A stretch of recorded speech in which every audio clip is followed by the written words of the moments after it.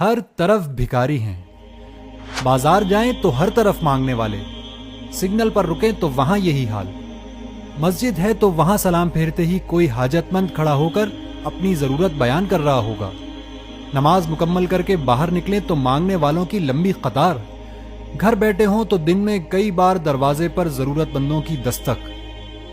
مہنگائی نے نہ جانے کتنے لوگوں کو سرعام مانگنے پر مجبور کر دیا ہے۔ اس کے علاوہ کتنے ہی لوگ ایسے ہیں جو خودداری کے سبب سڑکوں پر تو نہیں آئے لیکن سسک سسک کر جینے پر مجبور ہیں۔ مایوسیاں ہر جانب سے ہماری قوم کو گھیرے میں لے چکی ہیں، زندہ رہنا بڑا چیلنج بن چکا ہے۔ ڈپریشن کا نتیجہ یہ ہے کہ گھر گھر بلڈ پریشر اور شوگر کے مریضوں میں اضافہ ہو رہا ہے، لیکن آخر اس درد کی، مہنگائی کی دوا کیا ہے؟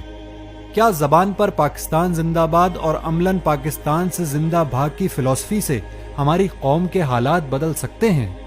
یقیناً اس سے ہمارے انفرادی حالات تو بدل جائیں گے، لیکن ہماری قومی حالت وہی رہے گی۔ مہنگائی کے اس طوفان میں قوم کو تکلیف سے نکالنے کے لیے 3 قسم کی کوششیں جاری ہیں جو قابل تعریف لیکن نامکمل ہیں۔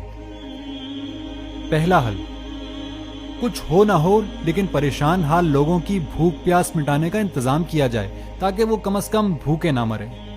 اس حل کی افادیت سے کس کو انکار ہے، لیکن کیا ہر چوک پر دسترخوان بچھانے اور لنگر کا اہتمام ہمارے مسائل کا مکمل حل ہے؟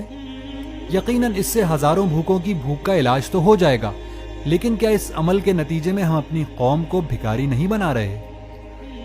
دوسرا حل، لوگوں کی انفرادی اصلاح کی جائے، انہیں مادہ پرستی کے بجائے قناعت پسندی پر آمادہ کیا جائے۔ جب سب لوگ صحیح ہو جائیں گے تو سسٹم بھی ٹھیک ہو جائے گا۔ یہ حل بھی قابل قدر ہے، لیکن یہ بھی ایک نامکمل حل ہے۔ کیا تاریخ میں کبھی ایسا ہوا ہے کہ سب لوگ صحیح ہوئے اور پھر سسٹم درست ہو گیا ہو؟ دین کی محدود سمجھ رکھنے والے بھی آدھا سچ بولتے ہیں کہ تم اپنی انفرادی اصلاح کر لو، تمہارے اجتماعی حالات خود بخود بدل جائیں گے۔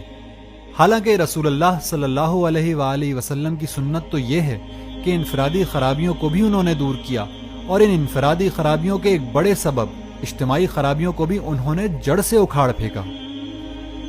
تیسرا حل، یہ حل بھی پیش کیا جاتا ہے کہ ہمیں اچھا لیڈر چاہیے، وہ مل گیا تو وہ ظلم کے اس نظام کو بدل کر رکھ دے گا، مہنگائی کی جڑ یعنی کرپشن اس لیڈر کے آنے سے ختم ہو جائے گی اور ملک قرضوں کے بوجھ سے آزاد ہوگا اور نتیجتاً مہنگائی ختم ہو جائے گی۔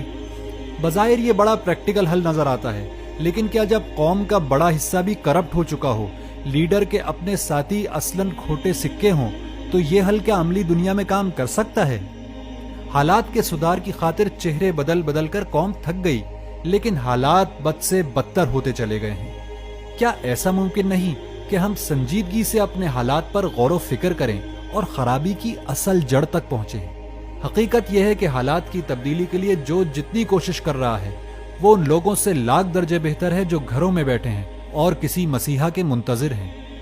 مہنگائی اس وقت قوم کا فوری مسئلہ ہے، لیکن کرپشن، جہالت، ناانصافی، تعصب اور فرقہ واریت جیسے نہ جانے کتنے مسائل ہیں جن کو دور کرنے کی ضرورت ہے۔ بدترین حالات کو بدلنے کے لیے ہمیں بڑی جدوجہد درکار ہے۔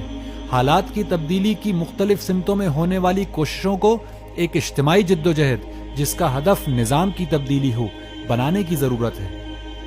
جو لوگ دسترخوان بچھا کر قومی خدمت کا فریضہ انجام دے رہے ہیں، انہیں اس نیک کام پر مطمئن ہو کر نہیں بیٹھنا چاہیے۔ جو لوگ انفرادی اصلاح کے کام میں مصروف ہیں، انہیں اس کام پر قناعت نہیں کرنا چاہیے، بلکہ اس انفرادی اصلاح کو اجتماعی اصلاح کے لیے استعمال کرنے پر کام کرنا چاہیے۔ جو لوگ سیاسی تبدیلی کے ذریعے راتوں رات حالات کی بہتری کے خواب دیکھتے ہیں، ان کو یہ سمجھنا چاہیے کہ لیڈر اور اس کے ارد گرد ٹیم دونوں کا اہل ہونا اور ایماندار ہونا لازم ہے، ورنہ خراب حالات کی تبدیلی کا خواب کہیں گم ہو کر رہ جائے گا۔